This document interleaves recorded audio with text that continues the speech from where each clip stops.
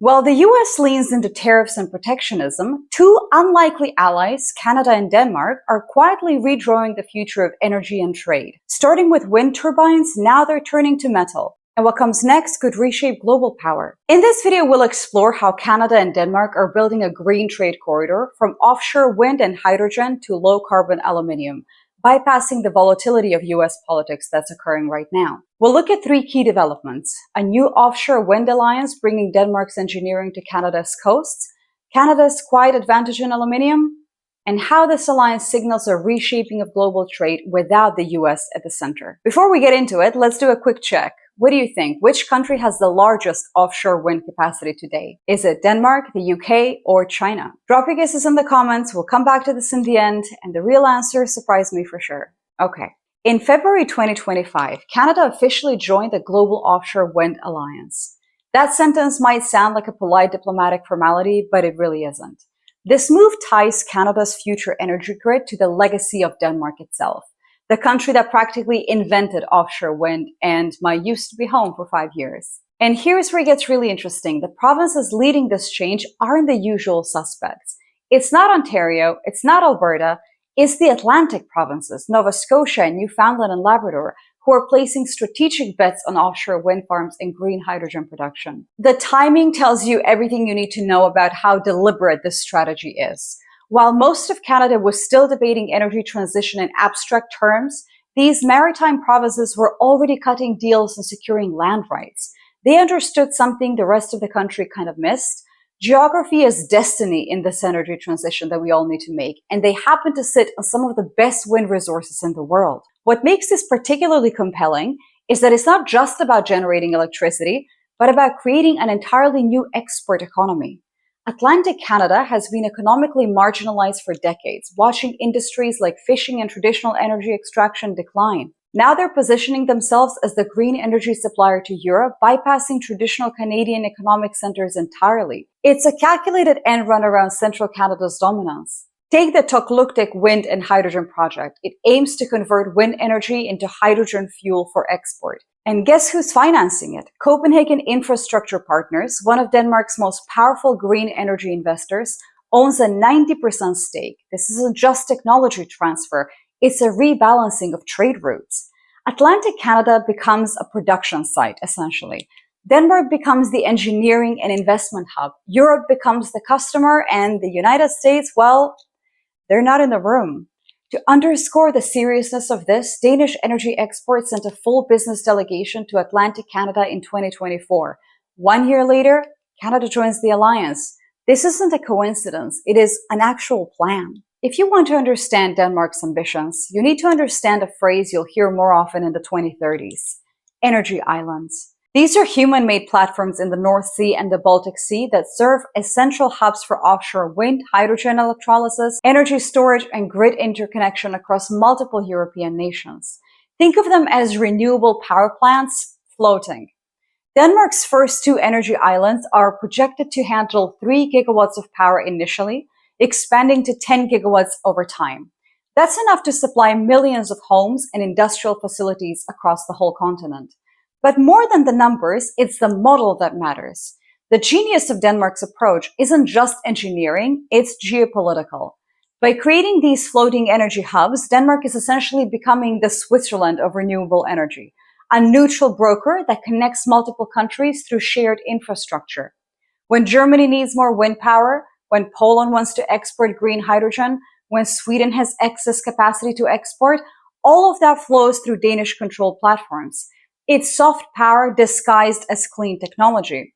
What's particularly clever is how this model sidesteps traditional energy dependence. Instead of one country controlling oil reserves or gas pipelines, you have a distributed network where Denmark holds the technical expertise and operational control, but the energy itself is genuinely renewable and theoretically unlimited. It's a way of maintaining influence in a world that's supposed to be moving away from energy geopolitics entirely. These energy islands aren't just about Denmark, however. They're about turning physical geography into a shared transnational energy network. And that's the blueprint Denmark is quietly exporting to Canada, whether or not anyone is noticing. It's no accident that Atlantic Canada looks appealing here. The coastlines are rugged, the wind is very strong, and the hydrogen export potential is very high. If Canada builds its own version of an energy island, or even a green port that mimics it, it'll be because Denmark showed them how. If you want to support this kind of analysis, there's a Ko-fi link below. Every contribution helps me dig deeper into the stories that aren't making headlines, but definitely should. Now here's something that gets very little attention: Canada's aluminium. Canada is the world's fourth largest aluminium producer, but more importantly, it produces some of the cleanest aluminium anywhere on the planet, because it's smelted using hydroelectric power, not fossil fuels. So what? Well, in 2026, the European Union's Carbon Border Adjustment Mechanism, or CBAM, comes fully into effect. It's a kind of carbon tariff. It penalizes imported products that were made with high emissions. And one of the first targets is, of course, aluminium. Suddenly, Canadian aluminium, thanks to hydropower, has a massive competitive edge. Even though only 3% of Canadian aluminium currently goes to the EU, that's definitely about to change. European demand will rise, Chinese and Russian metal will get hit with CBAM tariffs, and Canada by default becomes the clean, reliable supplier. Not to mention all the turbulence and instability happening in the US that harms the security and trust in the US as a stable trading partner. It's one of those rare strategic moments when doing the right thing for the planet also makes economic sense. I cover this in another video in far more depth. Check that one out next. And by the way, if you're enjoying this video so far, I'd love it if you subscribe. The House of L is a community of thoughtful, curious people, and you're very welcome here. Let's be honest, Canada's current trade structure is extremely vulnerable. About 75% of its exports go to one country, the US. So when that neighbor becomes a little bit erratic, suspending trade agreements, slapping tariffs on a whim, or electing governments with isolationist instincts, Canada kind of has a problem. Enter Denmark and, more broadly, Europe. CETA, the EU-Canada trade agreement, already gives Canadian firms frictionless access to European markets. But until now, the infrastructure and industrial cooperation to take full advantage of that deal wasn't totally there. And that is definitely changing. What's particularly smart about Canada's approach is that they're not trying to replace the US relationship overnight. That would be impossible and economically very disastrous. Instead, they're building what economists call option value, which is creating alternative pathways that become more attractive as circumstances change. Every wind turbine deal with Denmark, every aluminium contract with Germany, every hydrogen partnership with the Netherlands create a small buffer against American unpredictability. It's economic insurance disguised as climate policy. In 2024, the Canada-Denmark bilateral trade hit $2.7 billion US dollars. But more than the number is the kind of trade that matters: green technology, Arctic cooperation, hydrogen development. It's a bet on long-term alignment, not just short-term profit. Denmark is small, but very stable. Canada is resource-rich, but trade-dependent. The logic of the partnership is simple: build a transatlantic bridge that's not routed through Washington. And here's where this gets geopolitical. When the US pulls back from global leadership, it creates a power vacuum. Usually that vacuum is filled by China or chaos, but this time it's being filled by something quieter and something greener. Canada supplies the materials: hydrogen, aluminium, clean power. Denmark supplies the tech: wind infrastructure, storage system design.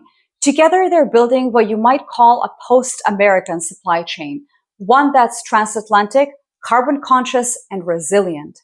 What makes this particularly interesting is the speed at which it's happening.